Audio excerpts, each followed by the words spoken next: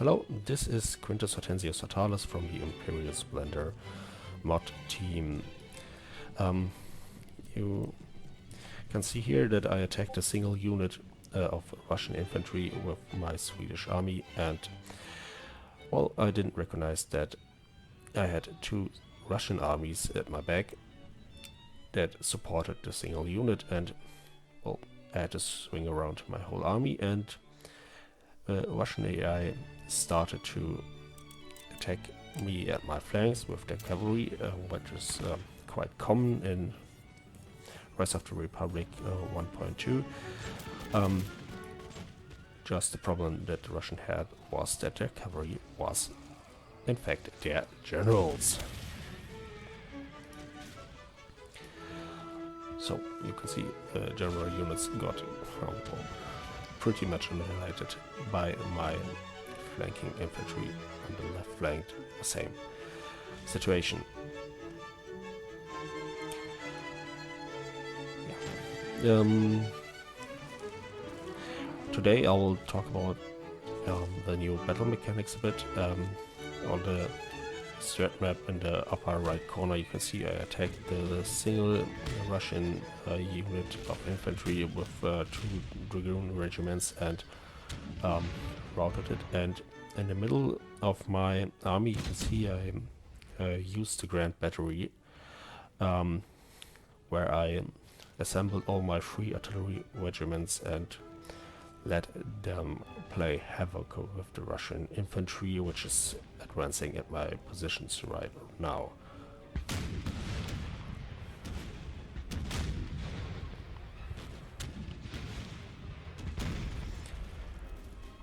The background, you can see, it's a piece from the Magic Flute, actually. You can hear it, it's in German "Zu Hilfe", sung by the hero of the Magic Flute, and in English that means "help me", which is pretty much what happens to the Russian currently, especially the Russian center, which is advancing at my Grand Battery and loses. Here you can see the new Swedish general. He is a very fancy and posh uniform, and at his flanks are his aides-de-camp. So, yeah. That's the Swedish guards, hidden behind my cannons in a reserve position. And here Swedish cavalry guards. It's starting with the Leaf Regimente, Life Regiment, Life Dragoons, and the Trabant Guard. Those 3 units will play a vital part in the battle that unfolds. So, already the Russian center is pretty much shaken and in full retreat, but the Russians used another strategy too. They had some cannons at the back and they tried to attack me on my flanks. Here they're forming on the hill on my left flank, and that's the Russian center. And here on my right flank in some lightly wooded area, and I already outflanked them there. To be honest, I think I had more units than the Russians. So,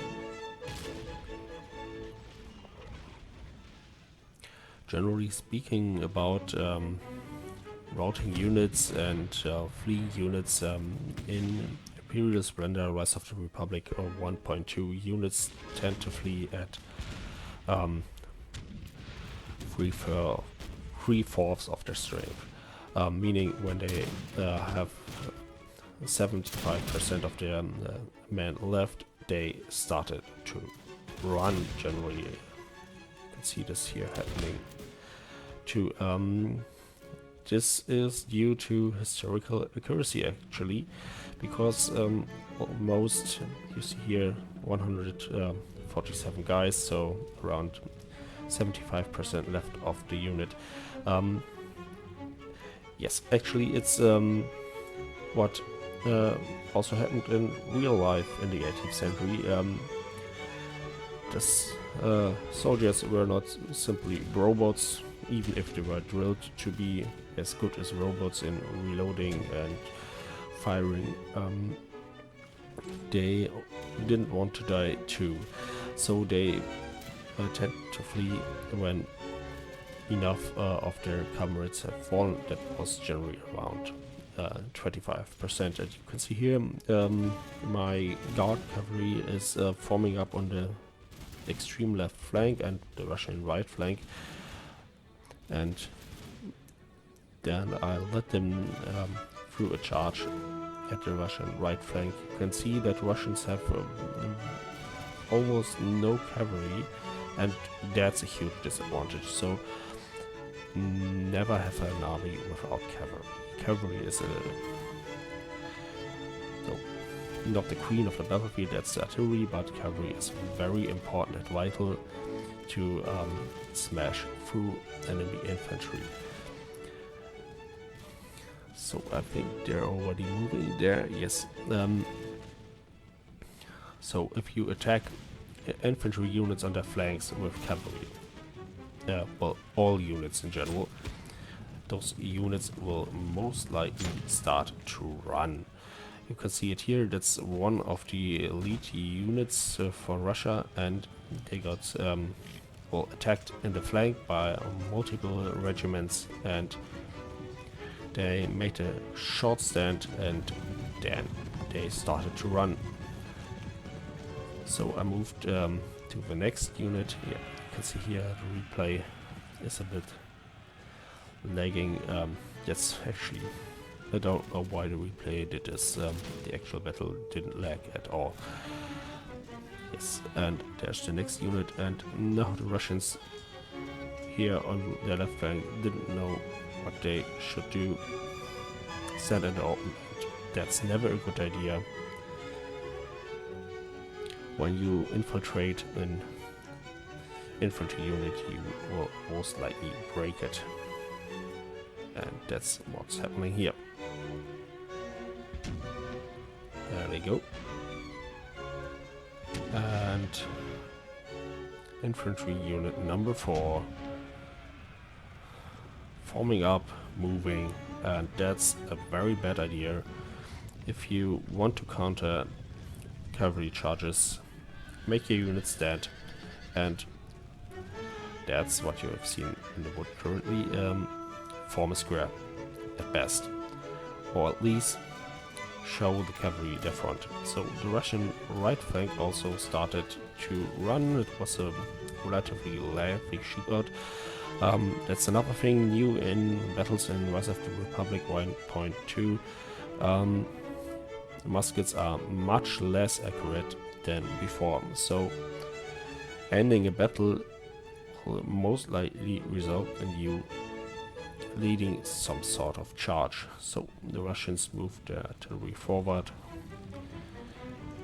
And another thing about Imperial Splendour's new battles, you most likely don't annihilate armies in battles. Only when you got all your cavalry to run behind the enemy infantry that's fleeing, and cavalry too, but they will most likely run away, and massacre them on their run.